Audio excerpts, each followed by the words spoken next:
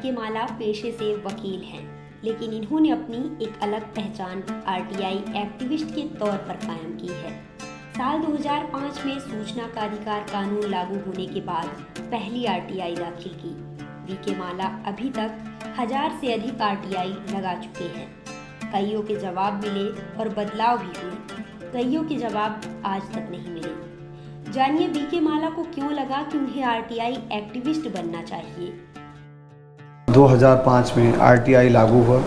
RTI के पहले भी हम सोशल क्षेत्रों में काम कर रहे थे। छात्र जीवन में हमें एक समाज में जो कुरीतियाँ थी, जो शासन का एक तंत्र था जो आम जनता को परेशान त्रस्त करता था, तो उस उद्देश्य से पीड़ित भी थे और लोगों की रक्षा या उनके निदान के लिए सदैव प्रयासरत रहते थे।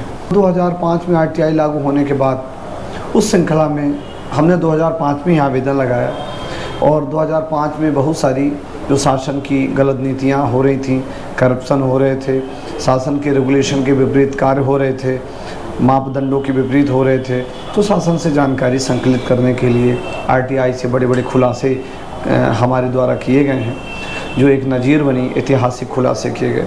तो 2005 में क्रियान्वयन होने के बाद ही हमने आरटीआई लगाई।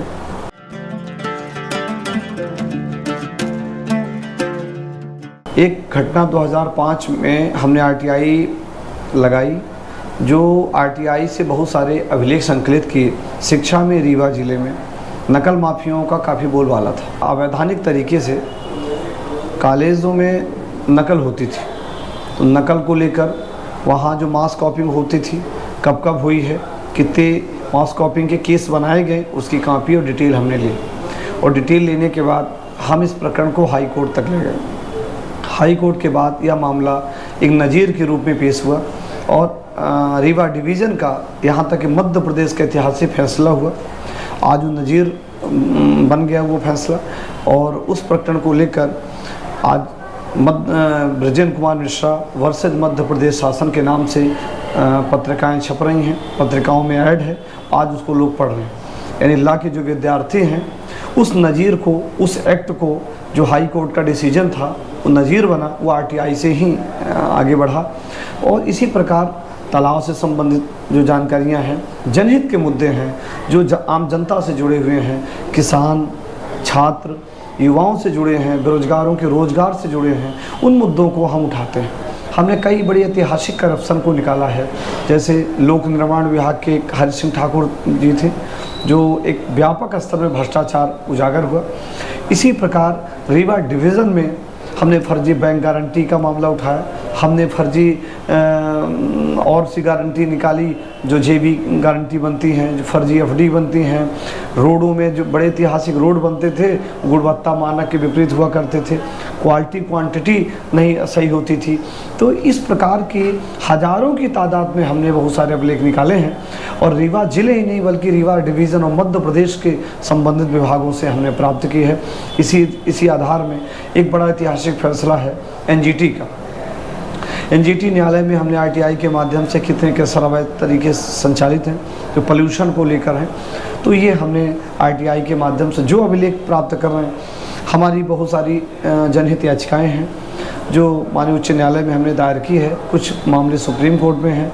शिक्षा को लेकर हमने ठाकुर रणमत सिंह महाविद्यालय में एक बड़ा ऐतिहासिक 150वीं जयंती का मामला हुआ था, हमने आरटीआई से अभिलेख निकाले और हमने सिद्ध किया कि 150वीं जयंती संस्था कह रही थी अभिलेख के साथ, हमने उन्हीं के अभिलेख से निकाल के 150वीं जयंती को सिद्ध किया कि 150वीं जयंती नहीं हो रही, वो मामला राष्ट्रपति से संबंधित था। आपने देखा होगा कि उस मामले से जुड़े हुए कई प्राध्यापक जेल गए, आज भी मुकदमा चल रहा है और लगभग कई वरिष्ठ प्राध्यापक जांच के घेरे में है। तो इस प्रकार के बड़े ऐतिहासिक मुकदमे हैं। व्यापम जैसा घोटाला पर व्यापम के शिकायतकर्ता के रूप में हम भी थे, जो व्यापम मध्य प्रदेश का घोटाला हुआ, जिसमें ओपी शुक्ला अवधेश प्रताप विश्वविद्यालय के कक्ष गेस्ट हाउस में रुके थे। हम ने उनको पकड़वाया, हम ने उनके मामले को बताया कि ये मामले हैं, तो ऐसी चीज़ें आईं और उसका बड़ा खुलासा हुआ। आरटीआई एक्टिविस्ट बीके माला का पूरा नाम बृजेंद्र कुमार मिश्र है। रीवा शहर के नज़दीक बरा गांव के मूल निवासी हैं। एपीएस यूनिवर्सिटी से बीए स्नातक करने के बाद रीवा लॉ कॉलेज से वकालत की तालीम ली। कुछ दबाव तो होते थे, पर अब बहरहाल वो दबाव नहीं है।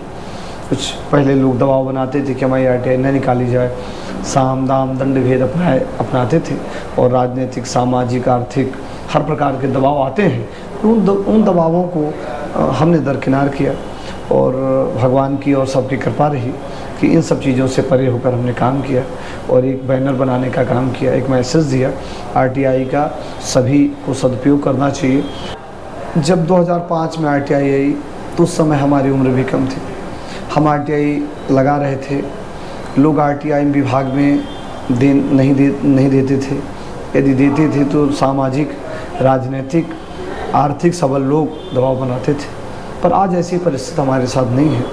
इसीलिए नहीं कि एक रीवा में एक चर्चा का विषय रहता है कि यदि हमने RTI निकाली है तो निश्चित तौर से वो न्यायालय के पास जाएगी, जांच एजेंसियों के पास जाएगी कि वो आर्थिक अपराध अन्वेषण ब्यूरो मध्य प्रदेश भोपाल, लोकायुक्त भोपाल या अन्य कमिश्नर रीवा, जिला प्रशासन रीवा के यहाँ या अन्य विभागों में जांच पेंडिंग पड़ी हुई हैं या कार्रवाई चल रही हैं, तो RTI निकाल के हम उन जानकारी को संकलित करते हैं और उसको शासन को देते हैं कि इन लोगों ने ऐसा करप्शन किया है। अपील में जाना पड़ता था, आयोग से आग्रह करना पड़ता था कि RTI की जानकारी दी जाए, पर बहरहाल अब हमें RTI की जानकारी के लिए बड़े सुलभ तरीके से विभाग देते भी हैं।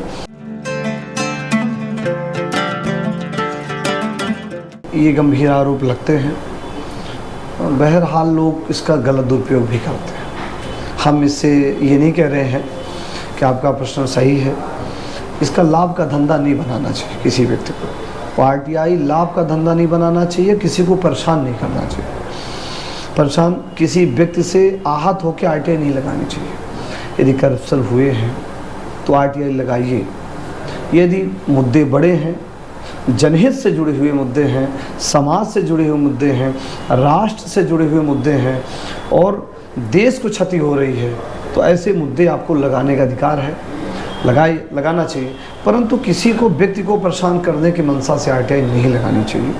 पर कुछ लोग हैं जिनका मैं चिन्हित तो नहीं कर सकता, पर ये उड़ती हुई अफवाहों के रूप में बात आती है कि लोग RTI लगाते भी हैं, दबाव में आके RTI रोक भी देते हैं, लेते भी नहीं हैं, साथ में RTI से कुछ लाभांश भी अर्जन करने का प्रयास कर लेते हैं या किसी के कहने में लगा देते हैं।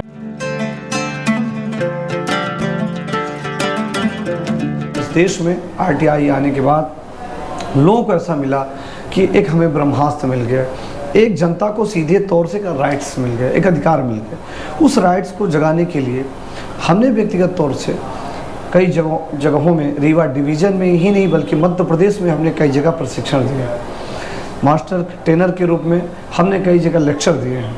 हमने RTI के रूप में ग्राम पंचायतों में, विभागों में संबंधित आज लोग हमसे जानकारी संकलित करते हैं, दूरभाष के माध्यम से कैसे लगाई जाती है, फॉर्मेट कैसे होते हैं, ये डिटेल कई बार हम इंटरव्यू के माध्यम से, इलेक्ट्रॉनिक प्रिंट मीडिया के कभी सेमिनार, कॉन्फ्रेंस के माध्यम से जानकारी हम देते भी हैं। और निश्चित तौर से एक RTI जनहित के मुद्दों को लगाने के लिए हमने प्रयोग किया। एक RTI एक्टिविस्ट की जिंदगी आसान नहीं है। RTI इकलौता ऐसा कानून है जहां सरकार को कानून का पालन करना है, बाकी सभी कानून आम जनता के लिए बनाए जाते हैं। साल 2005 में ये कानून तो आ गया, लेकिन इसे लेकर सरकारों में कभी भी कड़ाई से लागू करने की मंशा नहीं रही। भारत एक ऐसा देश है जहां दुनिया में सबसे ज़्यादा सूचना के अधिकार का इस्तेमाल होता है। आंकड़े बताते हैं कि हर साल 60 लाख RTI डाली जाती है। उसमें समाज का निचला तबका सबसे ज़्यादा RTI डालता है।